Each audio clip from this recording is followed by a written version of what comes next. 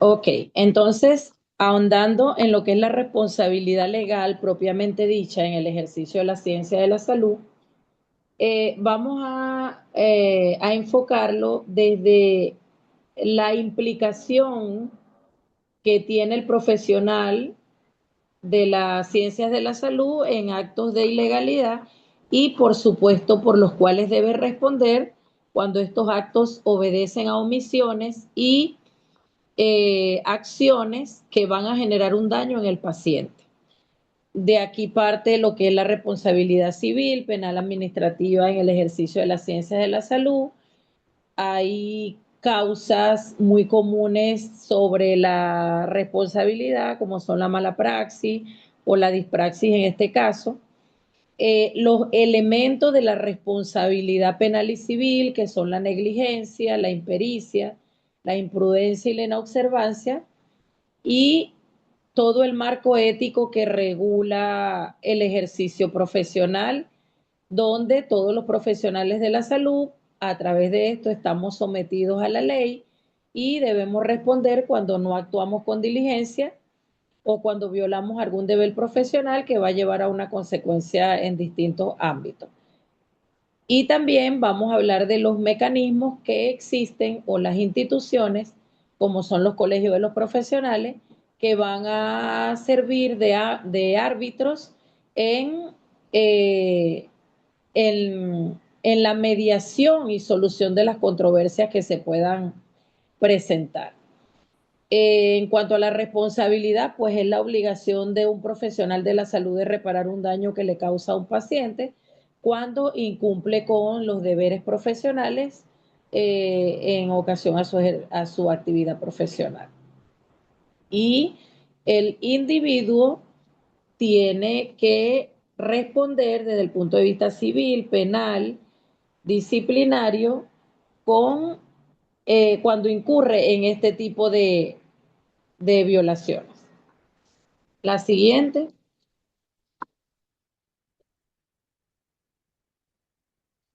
la siguiente, por favor. Esto es un precepto del derecho penal. No, la anterior, la anterior. Esto es un precepto del derecho penal, es el principio de la legalidad, de la responsabilidad en el ejercicio y desde el punto de vista penal. Esto significa que no hay crimen ni hay pena sin una ley previa que lo condene. Es decir, que lo que no está tipificado en el Código Penal, en las leyes, eso no es susceptible de imputación a ninguna persona. Pero una vez que está señalado o tipificado en las leyes, es de obligatorio cumplimiento y genera ya la obligación de reparar en caso de responder penal, civil, administrativa o disciplinariamente por esto. La siguiente.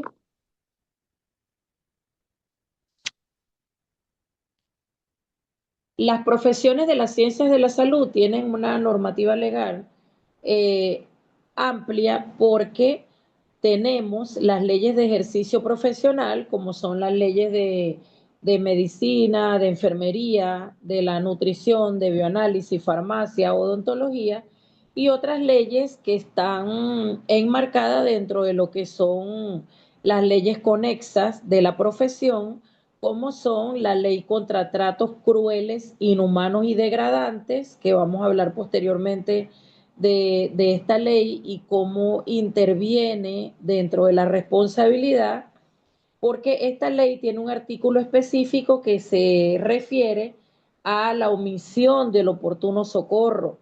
La omisión del oportuno socorro es cuando el paciente llega y usted no le brinda la atención o el socorro oportuno, ya sea porque no quiere, por la falta de insumos, porque no tiene las condiciones, es decir, son muchos los factores que nos pueden llevar a omitir el oportuno socorro en el caso de la atención de la salud.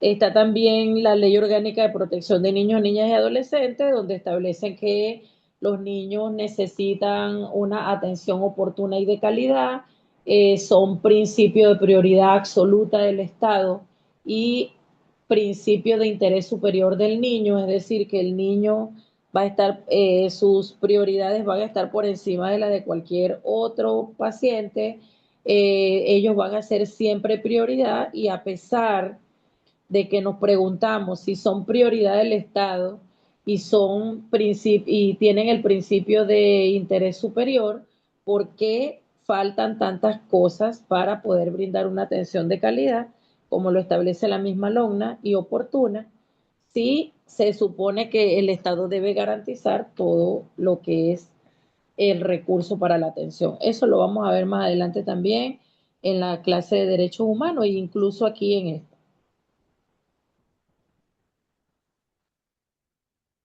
Están las leyes funcionariales, como la ley del Estatuto de la Función Pública, para los que trabajamos en el sector público, la ley orgánica de procedimientos administrativos, la ley orgánica del trabajo y otras leyes conexas desde el punto de vista funcionarial y del ejercicio. También tenemos los códigos deontológicos de las diferentes ciencias de la salud. Tenemos la Ley Orgánica de la Salud que va a regir en conglomerado todo lo que es la atención y el sistema de salud, el Código Penal venezolano y el Código Civil venezolano para establecer la responsabilidad penal y civil, administrativa y disciplinaria. Sin embargo, hay otras leyes que también rigen nuestro ejercicio, como son el Código Orgánico Tributario, el Código Mercantil, el Código de Comercio, perdón, porque algunos profesionales ejercemos dentro del sector privado y algunos tienen sus propios consultorios, tienen sus empresas dispensadoras de servicios de salud privados. Entonces, estas leyes también se suman a lo que es el ejercicio de las ciencias de la salud. Las leyes de los profesionales de la salud, ¿a qué se refieren? Primero, tienen una razón y un propósito, que es regular el ejercicio profesional. La siguiente, por favor. La siguiente. Ok. Ajá. Las leyes de las profesiones de la salud, ¿a qué están referidas? Todas tienen prácticamente el contenido similar. Todas tienen una razón y un propósito de la creación de la ley, que es regular el ejercicio profesional, la legalidad que se refiere a la legalidad de los profesionales para ejercer en sus distintas áreas. Abarcan también lo que es el consentimiento informado como soporte al principio de autonomía y la libertad para decidir y de participar en la toma de decisiones de los pacientes. Lo que se refiere a la medicina institucional, cómo se debe ejecutar el trabajo, las normas que se deben cumplir, que están establecidas por las instituciones. Y todas estas leyes también llevan inmersa lo que son las sanciones para los profesionales de la salud que incurran en algún acto, como ya hemos dicho, de omisión o de acción. Y estas sanciones van desde el punto de vista disciplinario, como amonestaciones verbales y escritas, administrativas, como pago de multa y suspensión del ejercicio profesional, las penales, que son privativas de libertad y suspensión del ejercicio. Vale decir que desde el punto de vista penal, la pena principal es la privativa de libertad y la pena accesoria es la suspensión del ejercicio profesional por el tiempo que dure la condena. Luego de cumplir con esta condena, el profesional de la salud tiene que demostrar que no va a volver a incurrir en un acto de ese tipo y pasa por un periodo de rehabilitación. Rehabilitación es esto, pues de demostrar que durante ese periodo no vas a incurrir en ningún hecho ilícito. Esto va de 1 año a 2 años según lo que establezca cada ley de ejercicio. Por ejemplo, en el caso de la ley de ejercicio de enfermería y de medicina, te pasas un año para el periodo de rehabilitación. Civiles, cuando hay reparación del daño moral, este daño moral se puede reparar desde el punto de vista pecuniario, de dinero, es decir, y también responder por el daño patrimonial que se le ocasiona a ese paciente. El daño patrimonial para el paciente es que en ocasión al daño que usted le produzca, no pueda trabajar, no pueda sostener económicamente su casa, y el profesional de la salud debe responder por eso también. Y por supuesto la supervisión del ejercicio profesional.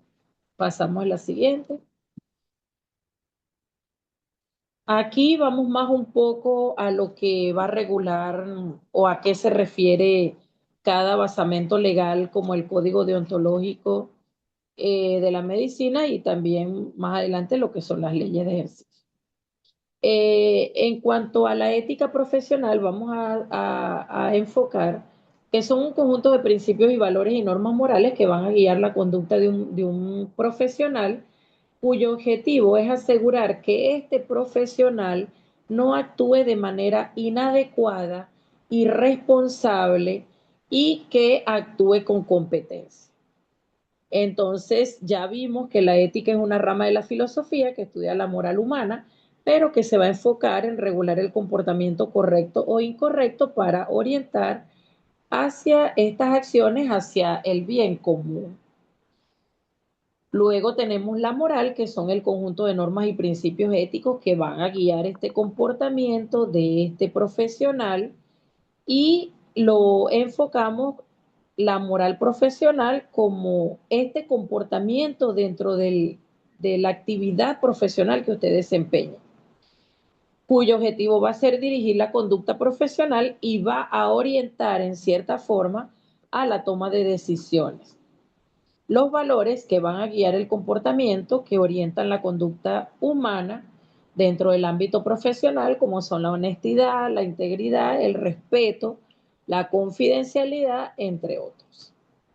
Los principios, como ya lo hemos hablado anteriormente, el principio de responsabilidad, la competencia, justicia distributiva de los recursos hospitalarios, la beneficencia, la no maleficencia y el principio de autonomía. Y aquí vamos a agregar el principio de precaución, como lo enfocó la profesora Piña. Entendiendo que este principio de responsabilidad, como bien lo dice Jonás, es que hay que actuar de tal modo que los efectos de la acción sean compatibles con la permanencia de una vida humana auténtica, es decir, no vas a poner en peligro la vida de otra persona, y esto lo vamos a reseñar claramente cuando veamos el derecho a huelga, en qué incide este principio de responsabilidad y precaución que ya hemos hablado anteriormente. Y la deontología, que son el conjunto de deberes éticos que van a regir la conducta de los profesionales en el ejercicio de sus actividades. Es decir, esto es netamente el deber ser que se debe aplicar en cada profesión. Y cuando hablamos de los principios de la deontología profesional, nos estamos refiriendo a que son la competencia, la eficiencia, la diligencia y la responsabilidad. Como pueden ver, competencia, responsabilidad y precaución, a partir de ahora, forman un papel importante, o la tríada complementaria de los otros principios bioéticos que rigen las profesiones. La siguiente.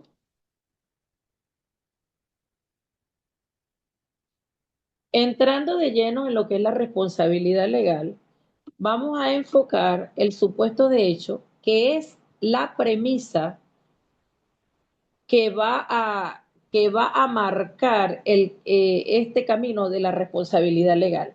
Es decir, en caso de de que se cumpla un supuesto de hecho, o que ocurra una acción u omisión dentro del ámbito profesional, esto va a generar una consecuencia jurídica que, si este supuesto de hecho se cumple, por supuesto, la ley va a establecer una consecuencia legal como una sanción, una prohibición y la obligación de reparar y cumplir a quien incurra en este supuesto de hecho.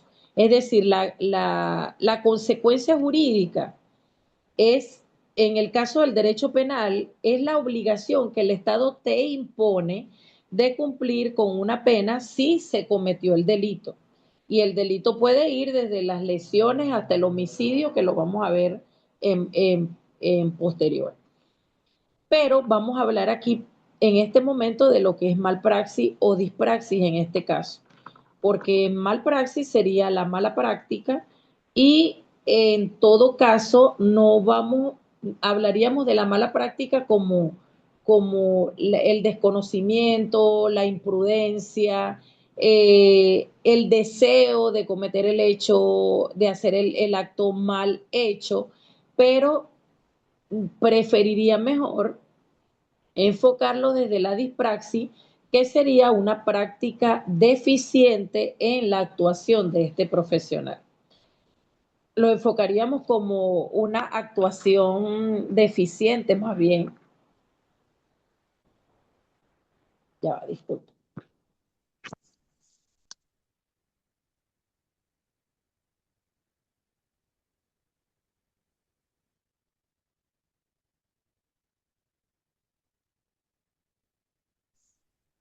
Ok, entonces, como les decía, esta malpraxis o dispraxis van a estar determinadas por dos elementos que van a generar responsabilidad civil y penal. Son dos elementos que los voy a enfocar bien detallado y que ustedes deben prestar mucha atención porque estos van a estar presentes en todas las actividades profesionales, en todo lo que es responsabilidad en el ejercicio de la profesión y deben conocerlo. Cuando hablamos de la culpa, no es que yo tuve la culpa, o sí tuvo la culpa, pero la culpa no es que te responsabiliza por el hecho en sí de cometer el acto, sino que esto tiene unos elementos que van a determinar cuándo la responsabilidad es por culpa. La culpa es una omisión consciente y voluntaria, pero no intencionada del profesional, pero que de igual manera va a generar una responsabilidad en el caso de incurrir en ella. En el artículo 409 del Código Penal está establecido, como también lo está establecido en el 1185 del Código Civil, que es la responsabilidad por culpa.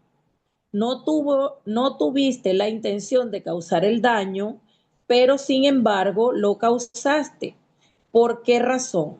Porque los elementos que van a determinar esta responsabilidad y esta culpabilidad son la negligencia. La negligencia es cuando no somos diligentes al momento de actuar. Es decir, no hicimos lo que teníamos que hacer en el momento que debimos hacerlo. Por ejemplo, llega un paciente en paro cardiorrespiratorio que todavía es recuperable, pero que usted simplemente no fue diligente en su actuación, no reanimó al paciente, se quedó tranquilo y no hizo lo que debió haber hecho en ese momento. El paciente fallece, a lo mejor de todas maneras iba a fallecer, pero nada más el hecho de que usted no actuara con diligencia le puede generar una responsabilidad desde el punto de vista civil y penal y las otras que ya hemos dicho. En el caso de la impericia, es no tener la experiencia suficiente para actuar en un procedimiento en la atención de cualquier persona. Por eso es que es importante estar constantemente actualizado, preparado y adquirir la experiencia necesaria para poder desempeñarse. En el caso de la medicina, yo enfoco la impericia y la asocio con el postulado número 2 de Luis Racetti, donde él dice que, bueno, que entre todo lo que refleja el postulado, su última parte establece que debe estar en constante actualización y preparación. En cuanto a la imprudencia, es cuando nos excedemos en las competencias. Si usted no es un médico cirujano, lógicamente no puede practicar una intervención quirúrgica. O perdón, si no es un cirujano general, si no es un traumatólogo, si no es un profesional de ciencias médicas quirúrgicas, usted mal puede tomar el atrevimiento de operar un paciente. Igual que un médico residente no puede hacer un procedimiento quirúrgico en el área de emergencia sin la presencia de un cirujano, de un especialista que autorice o avale, y esto tiene mucho que ver con la formación de los profesionales en la ciencia de la salud, que de esa responsabilidad también vamos a hablar. Entonces, no hay que cometer actos de imprudencia. En el caso de las enfermeras, por ejemplo, una enfermera de terapia intensiva no puede tomar el, el, la iniciativa de cateterizar una vía central porque no es una competencia nuestra, es una competencia del médico. A eso se refiere la imprudencia, a excedernos en las competencias o ir mucho más allá de lo que necesita el paciente realmente. Y en cuanto a la inobservancia de los reglamentos y órdenes, esto tiene mucho que ver con el no cumplir con los protocolos que están establecidos para la actuación de cada profesional en sus distintas ramas de la salud. Por ejemplo, un, un, en un caso de una transfusión sanguínea, el profesional de hemoterapia debe preparar sus hemoderivados como está protocolizado, cumpliendo con todas las normas, y usted no puede obviar ningún paso de ese protocolo. Igual pasa en el caso de los bionalistas, los farmacéuticos, todo lo que está normado, eso es lo que se debe cumplir porque usted no puede obviar un reglamento o un protocolo que ya está previamente establecido porque para la ley esto es inobservancia. Y en cuanto a la omisión del consentimiento informado, que ahora forma parte de lo que son los elementos de la culpa, pero no por el consentimiento propiamente dicho, sino por la omisión en la elaboración del consentimiento informado, porque el paciente debe tener la libertad para decidir, debe conocer sobre su estado y se le debe dar la oportunidad de participar en la toma de decisiones. En cuanto a la culpa, estos son los elementos de la responsabilidad penal y civil: la negligencia, la impericia, la imprudencia, la inobservancia y ahora sumamos la omisión del consentimiento informado. En cuanto al dolo, el dolo es la intención de causar el daño, es tener la intención de causar ese daño. Y pudiéramos pensar, ¿algún profesional de la salud sale de su casa con intención de causar el daño?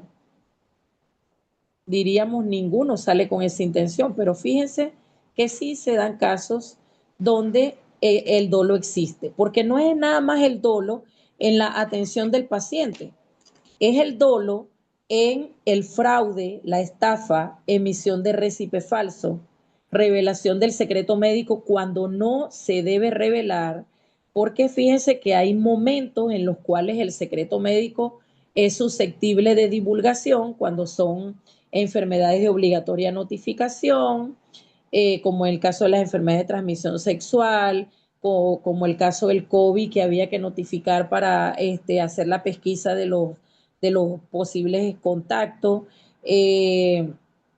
cuando este secreto ponga en riesgo la libertad de un inocente o cuando el propio paciente te pida que lo revele. En el caso de los récipes falsos, cuando se emite un certificado falso, esto es susceptible de una pena por dolo porque se supone que usted no puede certificar lo que no existe, y esto se da mucho en esas prácticas amistosas donde las personas no quieren ir al trabajo, no quieren ir a cumplir con una actividad y le solicitan al amigo que les pida un certificado falso. Y eso puede pasar. En el caso de los fraudes y las estafas, vemos con mucha frecuencia también publicaciones donde se dan ofertas engañosas a los pacientes y resulta que cuando los pacientes llegan a los consultorios la situación es otra. También en el caso, por ejemplo, de emisión de exámenes de laboratorio falso, comercialización de fármacos hospitalarios, de uso hospitalario, que se le vendan de manera deliberada a los pacientes, los insumos. Todo eso está dentro de las estafas, los fraudes y todo lo que son los delitos dolosos dentro de las ciencias de la salud. Por ejemplo, en el caso de los nutricionistas, emitir un plan nutricional engañoso, eso también es objeto de responsabilidad en el ejercicio profesional. En el caso de los ingenieros, sobre todo los ingenieros que están dedicados a la parte de ingeniería médica, revisión de equipos médicos, que falsifiquen perdón, que certifiquen una revisión de un equipo y lo den como operativo y el equipo presente falla y esto produzca un daño en un paciente, eso los hace ser responsables. Como decía Elizabeth, los ingenieros no solamente no están involucrados con el sector salud, claro que están involucrados con el sector salud, porque nosotros tenemos infraestructura, tenemos equipamiento médico, donde hay ingenieros biomédicos que se encargan de esas revisiones y bueno, todos estamos involucrados de una u otra forma y si no somos profesionales dentro de la ciencia de la salud, puede ser que llegue, puede ser y se da que podamos ser los pacientes. Entonces, de alguna manera tenemos inherencia y estamos involucrados en esto. En cuanto al dolo, están en el artículo 405 y 406 del Código Penal las sanciones que se establecen en caso de incurrir en alguno de estos delitos de los que estoy hablando. En cuanto al dolo eventual, lo voy a explicar simple porque esto es muy complicado cuando no somos abogados, cuando somos profesionales de la salud, más que todo no porque no conozcamos, sino porque siempre tenemos el pensamiento mágico de que nunca nos va a ocurrir un hecho de este tipo. Entonces lo voy a explicar de la siguiente manera. En el dolo eventual, a pesar de que el dolo es tener la intención de causar el daño, cuando hablamos de un dolo eventual no nos estamos refiriendo a esa intención de causar el daño, sino que simplemente no hay la intención propiamente dicha de causar el daño, pero sabemos que con nuestra actuación estamos causando un daño y no nos detenemos, sino que simplemente seguimos. Sabemos que lo que estamos haciendo no está bien, pero no paramos. Seguimos con esta conducta y esto es lo que nos lleva a cometer el dolo eventual. Y fíjense que el mismo artículo 405 lo establece, que el que intencionalmente haya dado muerte a una persona debe responder por eso.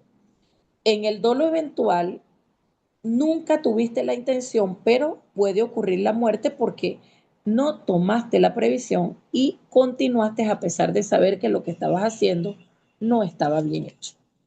Pudiste parar y no lo hiciste. La siguiente. La siguiente, por favor. Volvemos a los tipos de responsabilidad que vamos a seguir trillando esto, porque es lo que nos va aparte de nuestra propia conciencia, es lo que nos va a detener en el momento de pensar o de saber que estamos incurriendo en un acto contrario al deber ser, a la ley y lo que nos va a generar la responsabilidad. En el caso de las administrativas, multas y suspensión del ejercicio. Disciplinaria, amonestaciones verbales y escritas que van a engrosar un expediente de este profesional que a posteriores si solicitara una solvencia deontológica ante su tribunal disciplinario de su respectivo colegio, lógicamente no la va a poder obtener. Y no tener una solvencia deontológica nos pone en tela de juicio nuestro ejercicio profesional porque se supone que ya hemos incurrido en varias violaciones al deber ser y a la ley de nuestra ley de ejercicio profesional. ¿Qué establece el Código Civil en el artículo 1185? Todo aquel que con intención o sin ella haya causado un daño por negligencia, impericia, imprudencia e inobservancia, está obligado a repararlo. Recordemos qué significa cada concepto de estos elementos de la culpa. ¿Qué establece el artículo 409 del Código Penal? El que por haber obrado con imprudencia, con negligencia, con impericia y con inobservancia en su profesión haya ocasionado un daño o la muerte, será castigado con prisión y las penas están establecidas en las sanciones. Si se ocasiona el daño es una pena, si se ocasiona la muerte aumenta la pena. Entonces eso todo está establecido allí. Y el artículo 114, ordinal cuarto, establece que aparte de la responsabilidad penal que usted tiene también la obligación de responder por la obligación civil.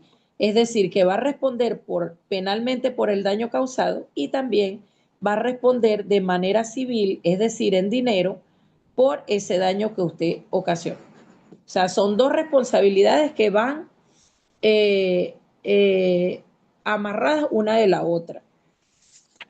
Y el artículo 113, que no lo pasé, es también establece la pena para quienes hayan incurrido en un delito, ya sea de lesiones personales o de homicidio, que la persona fallezca en ocasión a ese acto. La siguiente.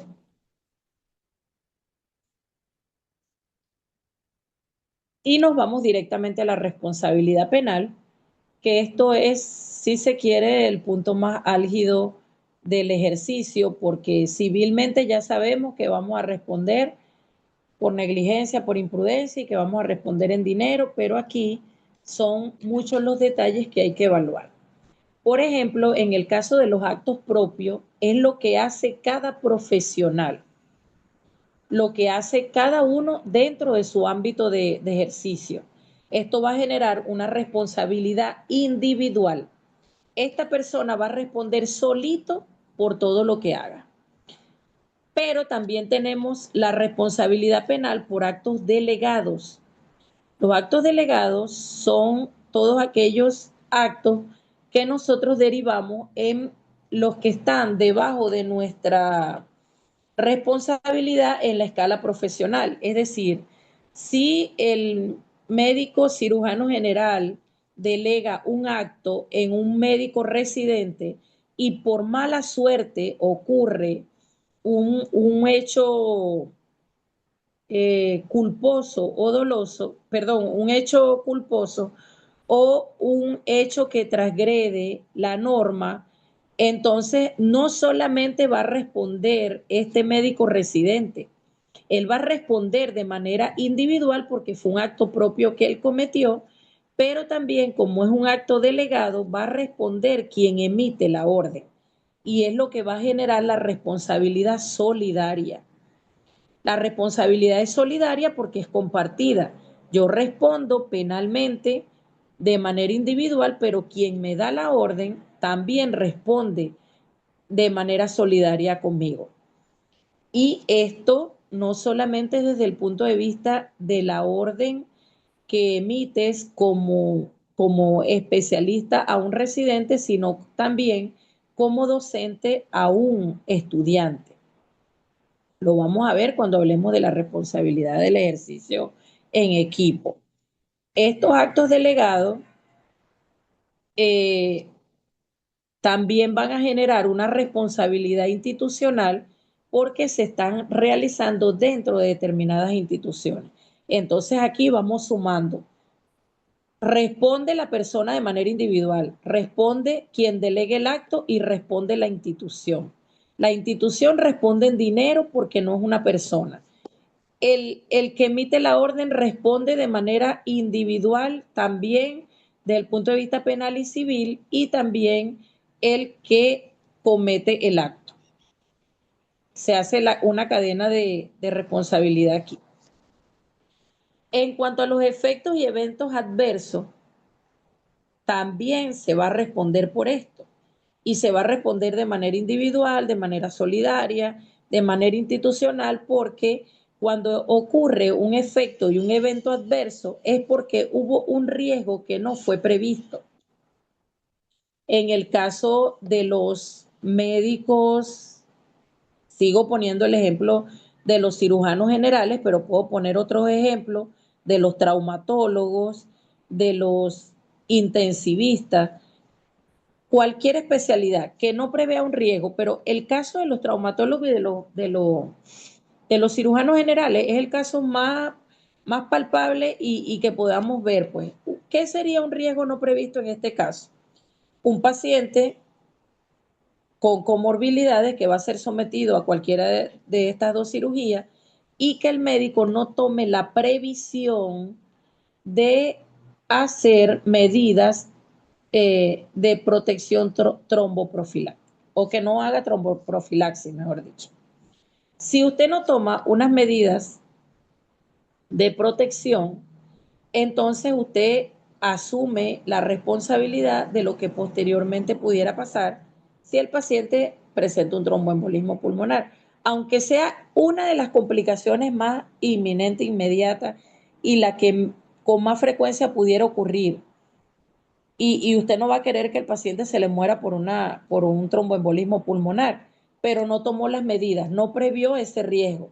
Entonces ahí usted responde por ese evento adverso que se está presentando.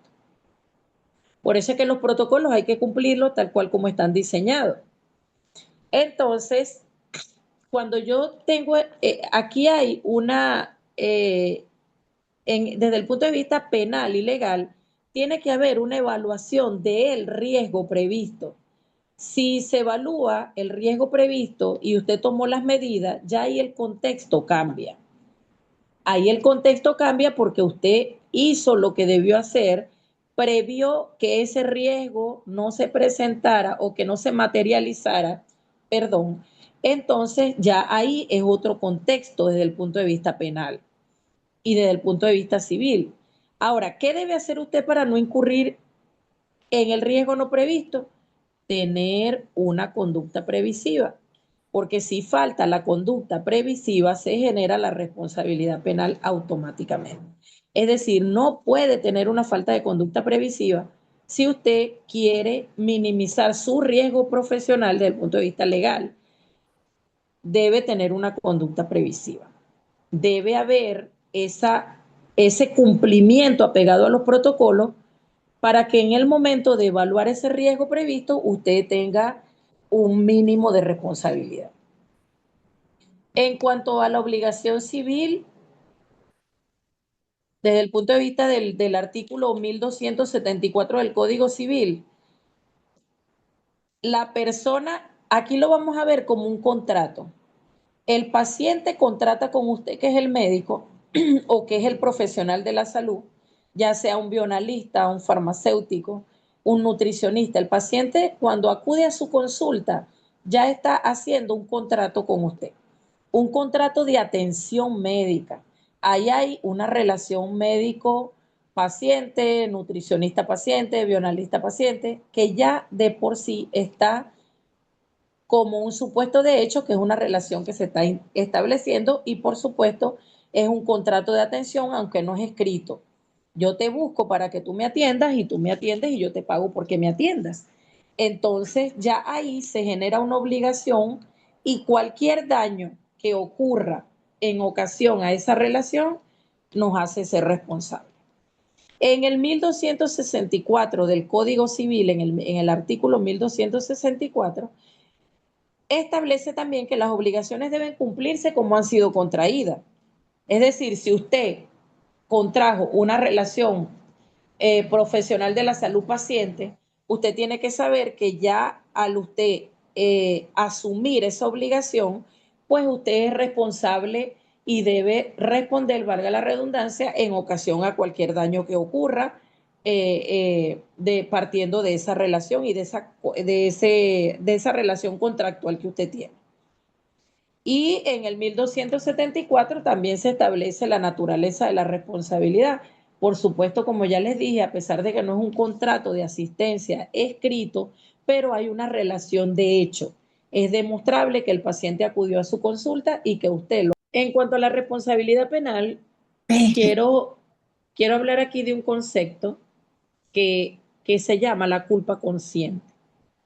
En cuanto a la culpa consciente, una persona una persona causa un daño,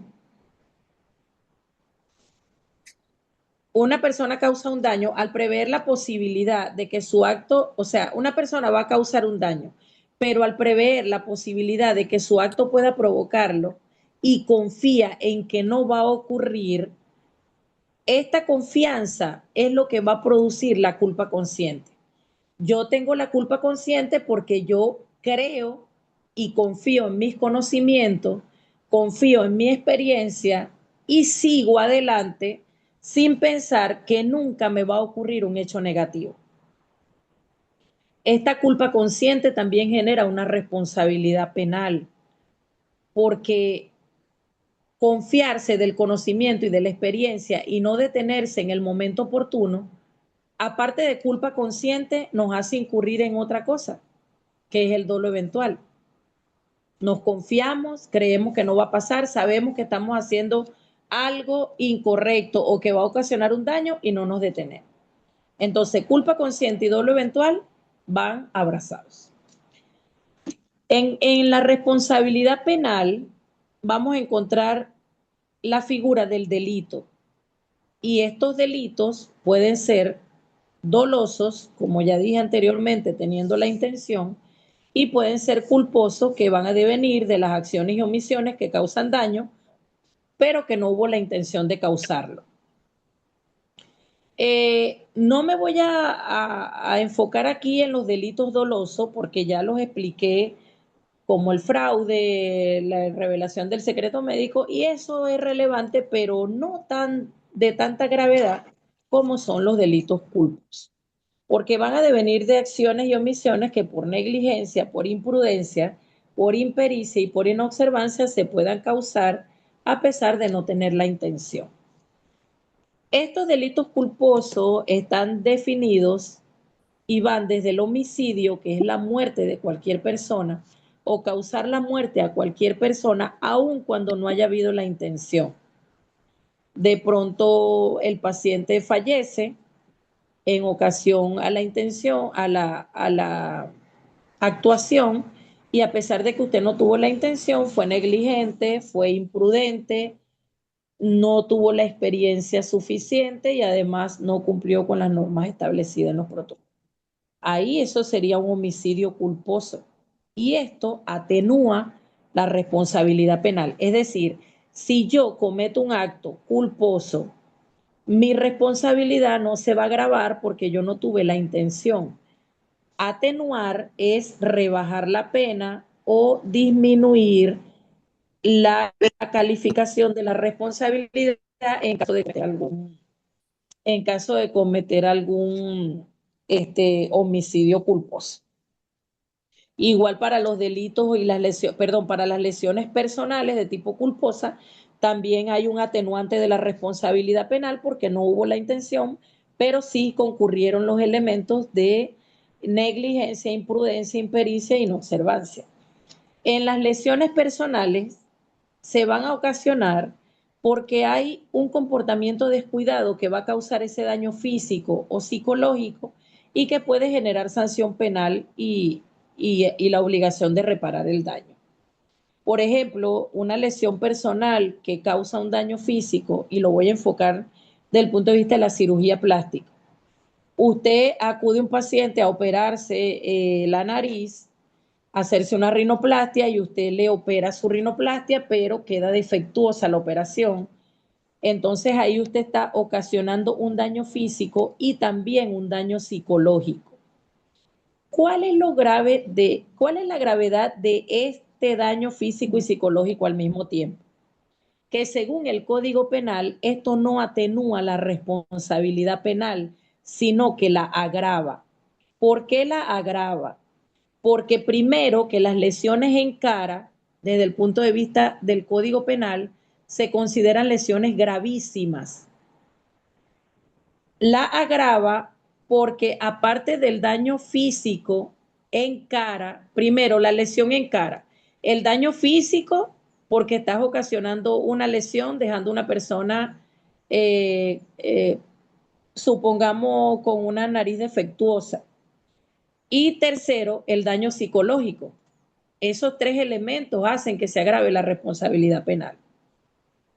Entonces, no es lo mismo en el caso de una lesión en un muslo, en el brazo, en abdomen, en glúteos, que son zonas que no son visibles. Entonces, por ejemplo, el mismo caso de la cirugía plástica en glúteo, eso no es una parte que está visible, usted tiene una responsabilidad penal por el daño causado, pero usted no está causando no es en un sitio visible, no es en la cara. Está causando un daño físico porque a lo mejor está dejando un paciente con una prótesis mal colocada o que tienen solución, pero ya nada más el hecho de que la persona quede mal operada, eso le va a ocasionar un daño físico y psicológico. Y ahí una cosa que atenuaría sería que el daño está en un sitio no visible, pues. A diferencia que las lesiones en cara siempre, siempre, siempre van a constituir un agravante de la responsabilidad penal. Y nos vamos a la responsabilidad civil, ya habiendo explicado lo que está establecido en el 409 del Código Penal, como ya dije, el que sin intención o con intención de causar un daño por negligencia, impericia, imprudencia e inobservancia está obligado a repararlo, incluso si ocasiona la muerte también. Si ocasiona la muerte, esta responsabilidad civil penal va a devenir en la responsabilidad civil establecida en el artículo 1196 del Código Civil, donde se extiende la obligación de reparar todo daño material. Si la víctima fallece, la indemnización es a los familiares de la víctima. Y si la víctima queda viva, entonces la reparación ya es directamente a la persona que le ha ocasionado el daño.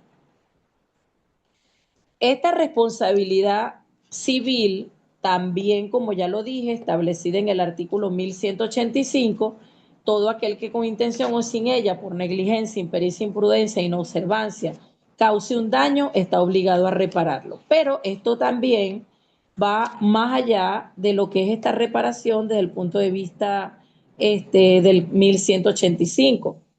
Nos trasladamos a lo que es la reparación del daño patrimonial, y esta reparación del daño patrimonial está determinada por dos elementos que son el lucro cesante y el daño emergente. En cuanto al lucro cesante, se va a responder por todas las ganancias que esta persona haya dejado de percibir con motivo a la lesión que se le ocasionó, en este caso por el profesional de la salud, incluyendo su estado de minusvalía. Entonces aquí entra lo que es la clasificación de la discapacidad que se le generó al paciente para establecer la cuantía del pago para indemnizar, y por supuesto si esta persona era un chofer de plaza que utilizaba su brazo para manejar y usted le ocasionó un daño y lo amputaron, entonces usted tiene que responder por lo que esa persona ha dejado de percibir durante el proceso de la enfermedad y lo que va a generar la discapacidad que en esta oportunidad pudiera clasificarse de manera temporal, absoluta, relativa, permanente o una gran discapacidad. Y tiene que responder civilmente por eso. Y también está lo que es el daño emergente, que usted como profesional de la salud le genera a un paciente cuando le ocasiona un daño, y esto se va a referir a los gastos que van a empobrecer a la víctima como resultado de ese daño que usted le causó. en este tipo de responsabilidad civil, usted debe cumplir con todos los gastos de clínica, de hospitalización, de medicamento y además los tratamientos ya sean quirúrgicos o médicos y también el traslado de ese paciente. Es decir, que imagínense ustedes, los de la administración pública no ganamos lo suficiente para sostener que si viviéramos de eso, no pudiéramos sostener nuestros hogares. Imagínense ustedes tener que cumplir con una responsabilidad de este tipo, donde tienes que pagar todos esos daños. Y, y, y parece una cosa irónica, pero cuando los médicos son sometidos a procesos judiciales, el pensamiento es que los médicos tienen dinero. No, esos tienen dinero, vamos a quitarle hasta el modo de caminar, porque eso es así, es el pensamiento del colectivo. Y ya cuando un paciente llega al área de emergencia, ya uno sabe cuando el paciente quiere dar problemas, cuando el paciente no quiere pagar, o el familiar sobre todo, no tanto el paciente, el familiar. Llega buscando pretexto, llega buscando cualquier situación y al final la intención es no cumplir con la obligación. Imagínense ustedes que les causen un daño. Peor aún la situación porque entonces hay que repararla. Pasamos a la siguiente. Ya falta poco para terminar este tema. Ok, entonces en el ejercicio de la profesión en equipo, como ya les dije antes, hay una responsabilidad solidaria y se responde civil y penalmente, pero cada quien en la medida de su participación. Hay un equipo de profesionales, enfermeras, médicos, nutricionistas, bioanalistas, interconsultantes, viendo a un paciente. Y ocurre un hecho adverso, un evento adverso, un efecto indeseable en este paciente, todos, incluso la institución, responden de manera solidaria o lo que se llama la responsabilidad compartida. Pero cada quien va a responder en la medida de su participación. Y esto tiene mucho que ver con lo que es la responsabilidad dentro de los quirófanos, la responsabilidad entre anestesiólogos, cirujanos, ayudantes, enfermeras, instrumentistas.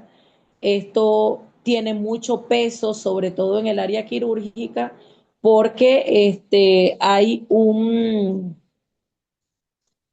equipo multidisciplinario trabajando y que hay una relación de horizontalidad o verticalidad en la derivación del trabajo.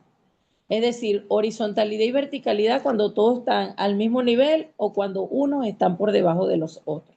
En la escala de jerarquía, pues de actuación. Por ejemplo, dos cirujanos están al mismo nivel, que sería el cirujano principal y el ayudante. El anestesiólogo está en posición horizontal, pero porque tiene el mismo nivel de preparación, pero no es un cirujano. Es el responsable del quirófano, es el responsable del procedimiento, aun cuando no sea el que está operando, y es el último que debe abandonar la sala quirúrgica. Es el último. Hasta que el paciente no egrese a la habitación, el cirujano no puede abandonar el área y mucho menos lo puede hacer el anestesiólogo.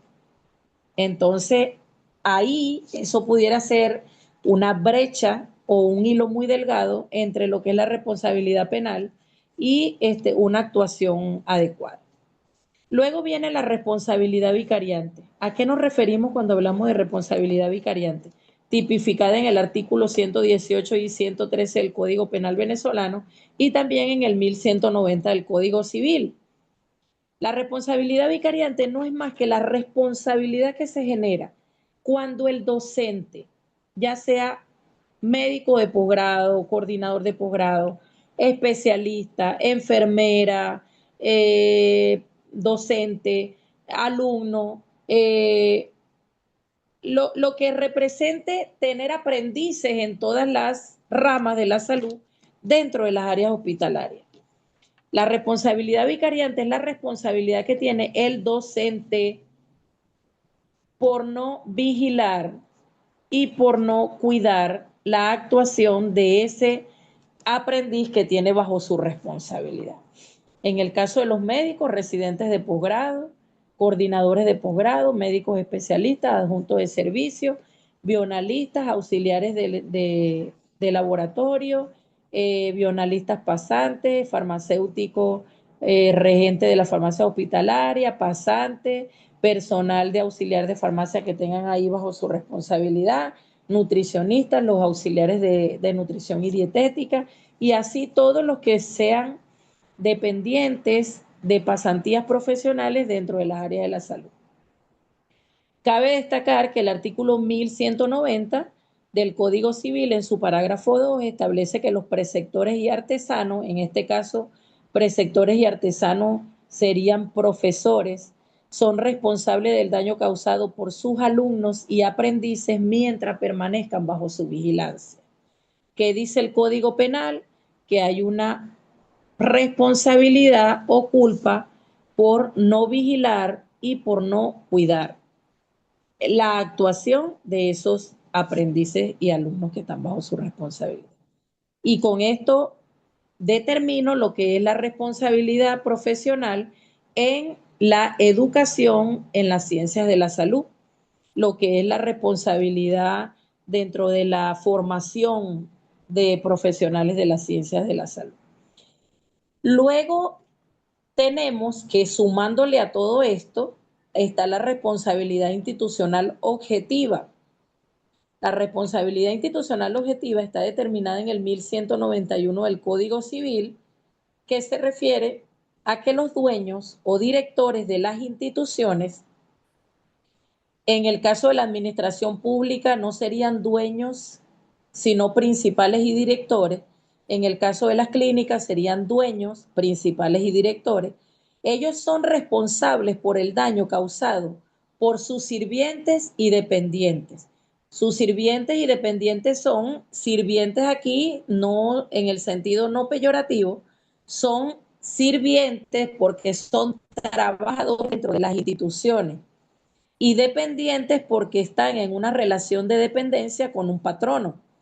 Entonces, cuando estos sirvientes y dependientes incurren en una violación, en una alteración, en una transgresión de una norma, en el ejercicio de sus funciones, por supuesto van a responder individualmente.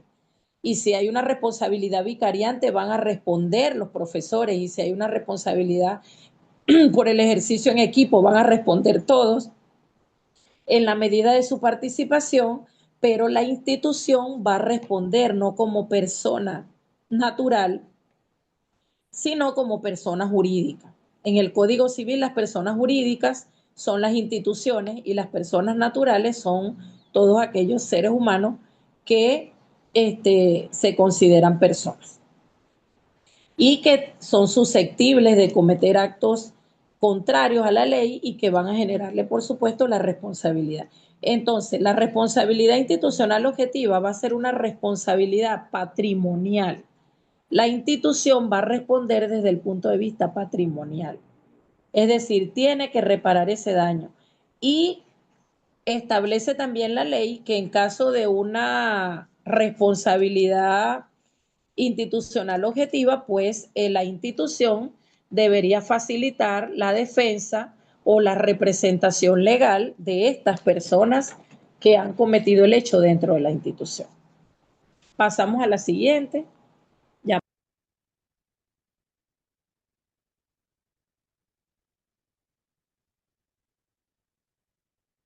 ¿Cuáles son las recomendaciones que les puedo dar? Ajustarse a los protocolos, ni más ni menos. Cuando nos vamos a lo más, incurrimos en imprudencia. Y cuando hacemos lo menos, incurrimos en negligencia.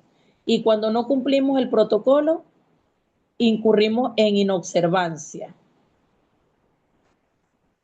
Y cuando no hacemos por conocimiento lo que está en el protocolo, incurrimos en impericia. Sigo reforzando que son los 4 elementos que generan responsabilidad penal desde el punto de vista civil y penal. Legal, perdón.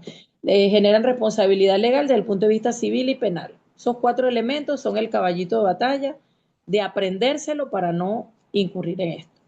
Tener una conducta previsiva. Si tenemos un protocolo establecido, aplicar lo que está en ese protocolo. Prever lo que pudiera ocurrir en el caso de un procedimiento, un evento. Si sabemos que vamos a operar un paciente de alto riesgo, medidas tromboprofilácticas. Si sabemos que vamos a operar un paciente con comorbilidades cardiovasculares, su evaluación por cardiología y su evaluación por neumonología. O sea, cumplir con esas conductas previsivas que nos pueden ayudar a minimizar o atenuar esta responsabilidad. Actualizarse permanentemente, vivir estudiando, preparándose, buscando nuevos conocimientos, mejorando los que ya tenemos, cumplir la normativa. Si no cumplimos la normativa, incurrimos en inobservancia, generador de responsabilidad penal y civil. No excedernos en las competencias. Si nos excedemos, incurrimos en imprudencia. Vigilancia y o cuidado.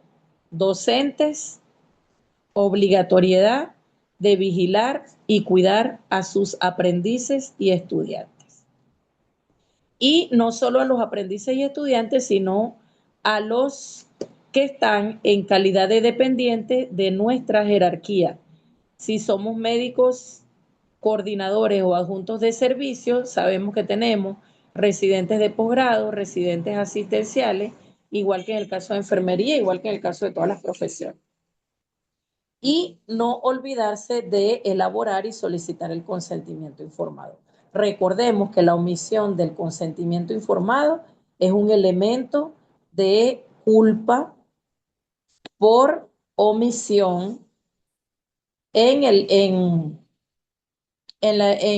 la actuación del médico. Quiero decirles que el consentimiento informado no te va a salvar, en un caso penal, no va a salvar tu responsabilidad. No es vinculante en el proceso penal, pero puede ser un atenuante de la responsabilidad si usted no omite elaborarlo y si usted cumple con lo que está establecido en el protocolo de la elaboración del consentimiento informado. Si todas estas recomendaciones usted las aplica y en algún momento ve que no surte el efecto que usted espera y tiene alguna duda, ¿qué van a hacer? Pasa a la próxima. La próxima, por favor. Usted tiene el comodín de llamar a un amigo. ¿Quién va a ser este comodín del amigo? Esta persona que está aquí, que soy yo. La siguiente. O estas princesas que ustedes tienen allí, que son la Junta Directiva del Centro Nacional de Bioética, sus profesoras coordinadoras de el curso de ampliación. La siguiente. Sigo citando a mi preferido, Immanuel Kant, que dice que un hombre es culpable ante la ley cuando viola los derechos de otro. En ética es culpable solo por pensar hacerlo. Lo que hablaba la profesora Piña de la responsabilidad, que hay que partir de la propia conciencia para no pensar ni siquiera en causar un daño o en violar una ley que va a menoscabar el derecho de otro. Muchas gracias. La siguiente.